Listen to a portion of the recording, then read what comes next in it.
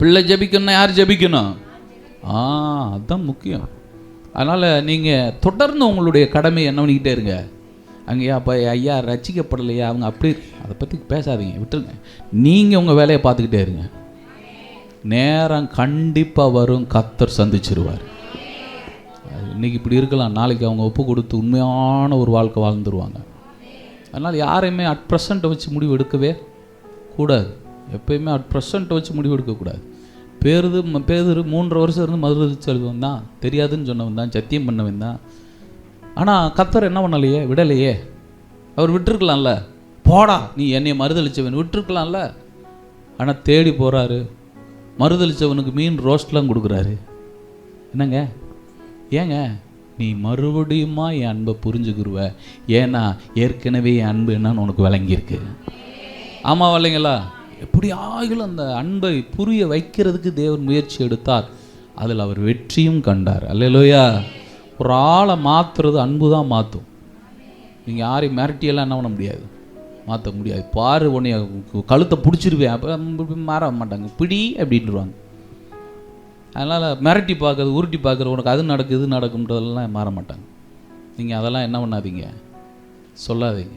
அதெல்லாம் அவங்களுக்கு ஒரு பயத்தை கிரியேட் பண்ணணும்னு நம்மளாம் நினைக்கிறோம். ஆனால் பயம் எவ்வளோ நாளுக்கு மாற்றும்? பயம் மாற்றாதுங்க. பயம் மாற்றும்னு பைபிள் சொல்லியிருந்தால் இயேசு கிறிஸ்துவை அனுப்பணும்னு அவசியமே இல்லை. எல்லாத்தையும் மிரட்டிக்கிட்டே இருந்திருப்பார் இயேசு. ஆமாம் இல்லைங்களா? ஆனால் தேவன் என்ன சொன்னார்னா, அன்பு தான் ஒரு மனுஷனை மாற்றும்னார். உங்கள் அன்புனால் ஒருத்தர் தாக்கப்பட்டுட்டாங்கன்னா மாறிடுவாங்க. உங்கள் அன்பு அப்படி அவங்கள தாக்கணும், உங்களுடைய நடவடிக்கை தாக்கணும். அப்படித்தானே சொன்னார் இல்லையா? உங்கள் அன்பு யாரையாவது ஒரு ஆளையாவது தாக்கியிருக்கா?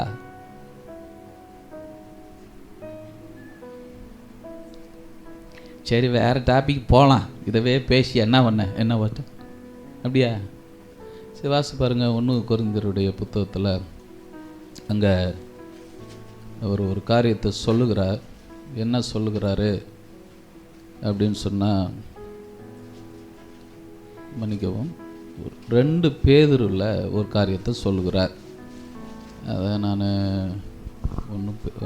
1 பேதுரு 3:1 1 பேதுரு 3:1 அந்தப்படி மனைவிகளே புருஷர்களுக்கு கீழ்ப்படிந்திருங்கள்.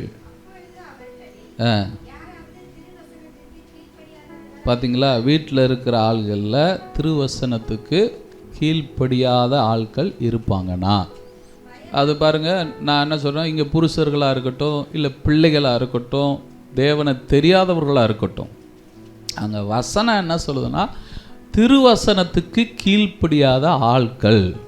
அவங்கள யார்? சத்தியத்துக்கு என்ன பண்ண மாட்டாங்க. ஆமாம், சத்தியத்துக்கு எதுக்கு கீழ்ப்படியன்னா, நாங்கள் கீழ்ப்படிய மாட்டோம் அப்படின்ட்டு போகிறாள்கள். அப்போ அவங்கள குறித்து வேதம் என்ன பண்ண வச்சுருக்குது, எழுதப்பட்டிருக்குது. நாம் என்ன சொல்கிறோம், ஆவிக்குரிய அனுபவத்தை வாயிலே சொல்லிடுறோம்.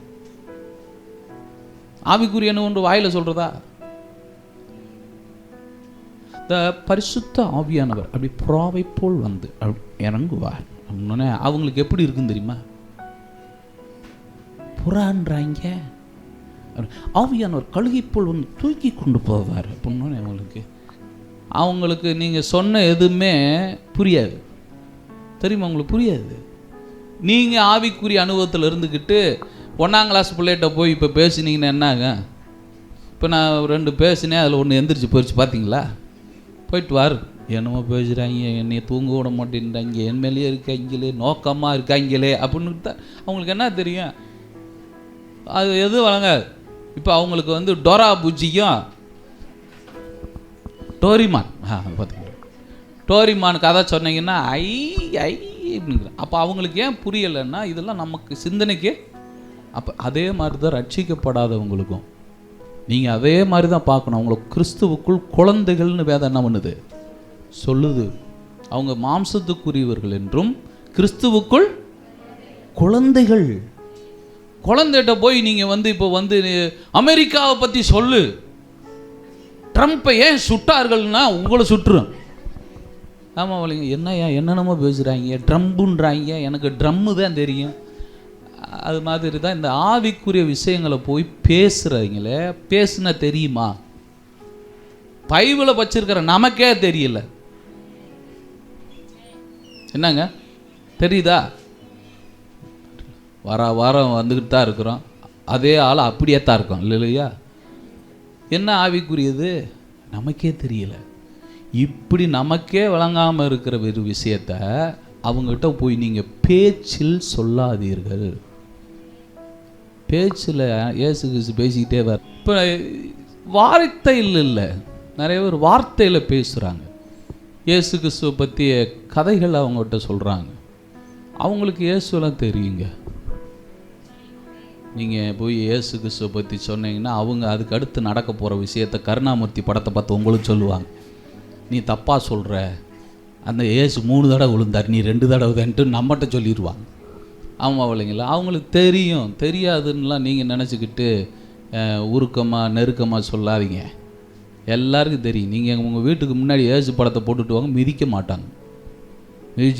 வாசலில் 2 ஏசு படத்தை போட்டு விட்டுட்டு ஒரு சிலுவையை போட்டு விட்டு வாங்கவே ஜம்ப் பண்ணி வெளியே போயிடுவாங்க.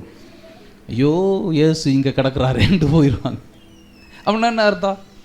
ஏசுவெல்லாம் தெரியும். ஆமேன்னு சொல்லுங்க. எல்லாருக்கும் தெரியும். ரட்சிக்கப்படாத எல்லா நபர்களுக்கும் இயேசுவை தெரியும். நம்ம என்ன தெரியாத ஆளை காட்டி கொடுக்குற மாதிரி என்ன பண்ணிக்கிட்டு இருக்கான்? எல்லாருக்கும் தெரியும். ரஜினிகாந்த் தெரியுமா? அது அவர் ரஜினிகாந்தே தெரியும் போது இயேசுவை தெரியாது என்னங்க? அது மாதிரி எல்லாருக்கும் தெரியுங்க. பட் ஆனால் இயேசு என்ன செய்வார்ன்றது தெரியாது. இயேசுவை தெரியும். இயேசு என்ன செய்வார்னு வாஷிங் மிஷின் என்ன பண்ணும் தெரியாது. அப்படின்னா சட்டை அழுக்கோடு அலைய வேண்டியதான் இல்லை? ஆமாம் இல்லைங்களா? மிக்சி என்ன பண்ணும் தெரியாது. அப்போ காயை வாயிலே விட்டு என்ன பண்ண வேண்டியதான். அது மாதிரி தான் என்னத்துக்கு இயேசு என்ன செய்கிறாரு அதான் தெரியல. இயேசு ஏற்றுக்கோ, போ ஏற்றுக்க, நல்லவர் அப்படின்னோடனே அவங்களும் ஒரு இயேசு படத்தை வாங்கி பாக்கெட்டுக்குள்ளே என்ன பண்ணிடுறாங்க. சரி என் வீட்டுக்காரம்மா சொல்லியிருக்கு, எதுக்கு இயேசு வச்சுக்கிடுவோம் அப்படின்ட்டு என்ன பண்ணிடுறாங்க. ஆமாம் அல்லேலூயா. இது இல்லைங்க, இது இல்லை. அது இது பவுல் அதை பற்றி, பேதுரு அதுவங்களாம் அதை பற்றி பேசவே இல்லை. இயேசுவை ஏற்றுக்கொள் அப்படின்றத பற்றி அவங்க ஃபோக்கஸ் பண்ணவே இல்லை. அவங்க என்ன பண்ணாங்க, இயேசு என்ன செய்தார், இயேசு வந்தால் என்ன நடக்கும், அதை பற்றி பேசுகிறாங்க. எப்படி புரியுங்களா உங்களுக்கு? நீங்களும் அதைத்தான் செய்கிறீங்க. இயேசு வந்தால் என்ன நடக்கும்னு எப்படி தெரியும் உங்களுக்கு? உங்ககிட்ட வந்திருந்தா அவங்களுக்கு வரும். நீங்கள் இங்கனுக்குள்ளே நான் ஒரு பாயாசத்தை வச்சு அப்படியே குடிச்சிட்டு ஒவ்வொரு மடக்கு குடிச்சிட்டு அதை பற்றி ரசனையாக என்ன பண்ணிக்கிட்டே இருக்கிறேன், பேசிக்கிறேன். ஆஹாஹா ஆஹாஹா பாதாம் பருப்பு, ஆ சக்கரை தூக்கல், அப்படின்னு பேசிக்கிட்டு இருந்தால் நீங்கள் இப்போ ஆஹான்றீங்களா? நீங்களா நான் சொல்கிற மாதிரியே சொல்லிடுவீங்களா? ஆமாம் ஆஹா சூப்பர் அப்படின்றீங்களா? ஏன் பாஸ்டர் உங்களுக்கு ஞாபகம் இருக்கா?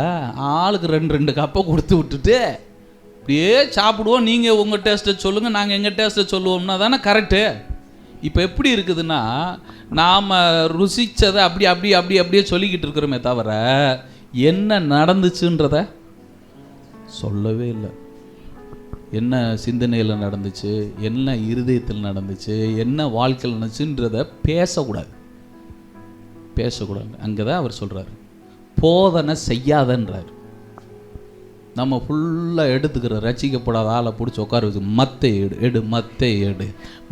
உட்கார, எங்கே நகர முடியாது, உட்கார, நீங்கள் வா, நீ இப்போ பைபிள் விடு, அவனு சொல்லே மத்தேயோ அப்படின்னு. மத்தேயிலிருந்து வெளிப்படுத்தல் வரைக்கும் என்னென்ன தெரியுமோ. ஆமாம் இல்லைங்களா? ஆமாம். சில பேர் போய் சுவிசேஷன் சொல்ல போகிறேன்னு சொல்லி அந்த வீட்டுக்காரன் கதை உடைக்கிற வரைக்கும் என்ன பண்ணுறது இல்லை. அவன் தண்ணி ஊற்றி விட்டுருவேன். அடுத்த வாரம் பாசலில் உட்காந்துருவாங்கன்னு சொல்லி ஃபுல்லாக உட்காந்து ஊற்றி விட்டுருவேன். ஏக்கா மத்தேயக்கா, பெரிய மத்தேயக்கா, அக்கா லூக்காவை பற்றி எத்தனை நாள் கேட்பேன். மத்தேய் மார்க் லூக்கான்னுக்கிட்டு இருந்தா.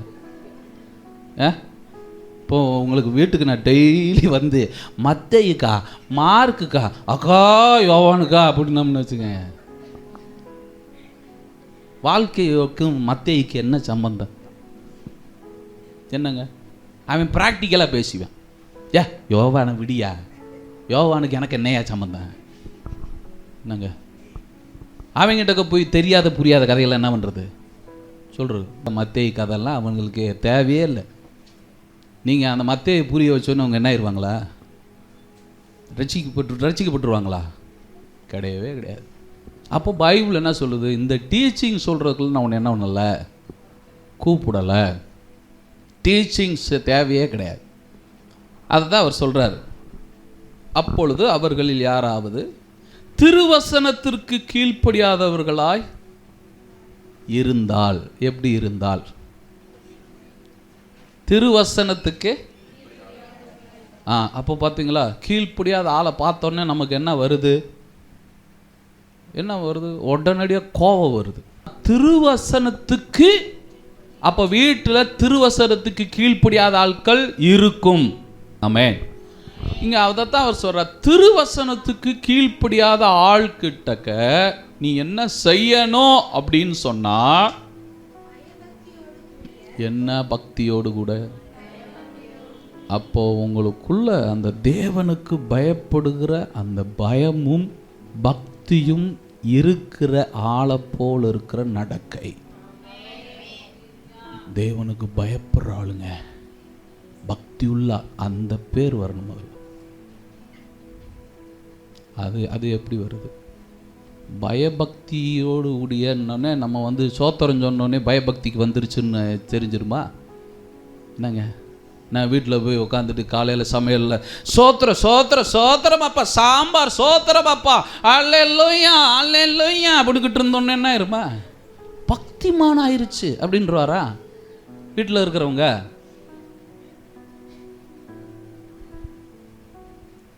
என்ன ஒன்றும் சொல்ல.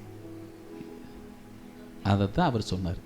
இது இல்லை, இது கிடையாது. பெர்பான்ஸ் பாட்டு புக்கத்தை எடுத்து வச்சுட்டு கிச்சனில் முன்னாடி மாட்டி விட்டுட்டு பாடிக்கிட்டே இருந்தா என்ன இருமா? பயபக்தி பயங்கர, சமைக்கும் போது கூட பாட்டு அப்படின்றவாங்களா? கிடையவே கிடையாது. என் ஃப்ரெண்டு ஒருத்தன் என்ன பண்ணுவார் தெரியுங்களா? ஜபம் பண்ணுற நேரத்தை பார்த்தீங்கன்னா நடு முழங்காலில் நின்று எங்கிட்ட போன இயேசுவை இழுத்துருவார். இவர் இப்படி கிராஸ் அடித்து போகிற இயேசுவை இங்கே வாரு அப்படின்னு இழுத்துருவார். அந்த அளவுக்கு அழகாக என்ன பண்ணுவார்? ஜெபிப்பார். அப்படின்னு ஜெபிப்பார். நான் அவர் பக்கத்தில் உட்காந்துட்டு நினைப்பேன், இவர் நேரம் பரலோகத்துக்கு போயிடுவார், நம்மளாம் எங்கே வரமாட்டோம் அப்படின்ட்டு பேசாமல் உட்காந்துருப்பேன். ஏன்னா எது வராது, அவர் மாதிரி ஜபமும் வராது, ஒன்றும் வராது. என்ன வந்தால் தானே அவர் ஒரு மாதிரியெல்லாம் பண்ணுவார். நான் சொல்லுவேன், இவர் ஒன்று கூட எனக்கு வரல ஆண்டவரே, இது என்ன செய்யறதுன்னு எனக்கே தெரியல அப்படின்ட்டு உட்காந்துருப்பேன். அவரை பார்த்தா அப்படியே இருப்பார். ஒரு நாள் அவரை நான் ரொம்ப பயபக்தியாக இருந்த ஆள்னு என்ன நினச்சிக்கிட்டு இருக்கேன். அப்போ வந்து அந்த தீபாவளி டயத்தில் டிக்கெட் நான் கனிப்பிரியால் 2 வாங்கிட்டு வந்துட்டேன். எல்லாத்தையும் கூட்டு பற்றி ஒருத்தனும் வர மாட்டேன்ட்டான். என்னடா எல்லாம் ஒருத்தனும் வரலன்னு சொல்லிட்டு எதுக்கு இவர்கிட்ட என்ன பண்ணி பார்ப்போம், கேட்டு பார்ப்போன்னு கனிப்பிரியால் 2 டிக்கெட் வாங்கினேன், எவனும் வரல, நீங்கள் வரீங்களான்னு. நம்ம 2 பேரும் போகணும், யார்கிட்ட சொல்லக்கூடாது, புரியுது அப்படின்னு நான் போய் சொல்லுவேன். அதை போய் என்னங்க நீங்கள் வாங்க, நான் உங்களை மாதிரி ஆளைத்தான் என்ன பண்ணிக்கிட்டு இருந்தேன், தேடிக்கிட்டு இருந்தேன். நீங்கள் நம்ம ஆள்னு தெரியாமல் போச்சு, நான் வேற ஆள் நினச்சிக்கிட்டு இருந்தேன். ஆச்சு ஐக்கியமாயிருச்சு. மறுநாள் வந்து அவர் எப்பயும் போல வந்து பரவாயில்ல ரிப்பன்னுக்கிட்டு இருக்காரு.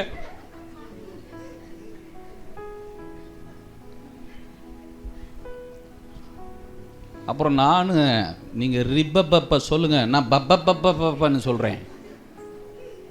அவர் என்ன நெய்யா பேசுனால ஃபிக்ஸ் ஆயிடுச்சு. அடுத்த தீபாவளிக்கு இவர் வரப்போகிறாரு. ஆமாம் வரலைங்களா? என்னத்தையா பரிசுத்தத்தை பற்றி பேசிக்கிட்டு போவியா நீயே, பொங்கலுக்கு 2 படம் ரிலீஸ் ஆகுதான் அப்படின்னு. அவ்வளோதான். எப்படி பார்க்க போகிறோம் அந்த ஆளை? இனி அந்த ஆள் பரலோகத்தில் தேவன் அப்படியே சிந்தி அப்படியே ஷட்டர்னால அதை வேற ஆள் சொல்லட்டு நீ சொல்லாத. இல்லையா? ஆமாவா இல்லைங்களா? அவர் படித்து முடிச்சுட்டு போகிற வரைக்கும் அவர் என்கிட்ட சுவிசேஷமே சொல்ல கிடையாது. அதுக்கு முன்னாடி வரைக்கும் பயங்கரமாக பேசுவார். ஆமென்.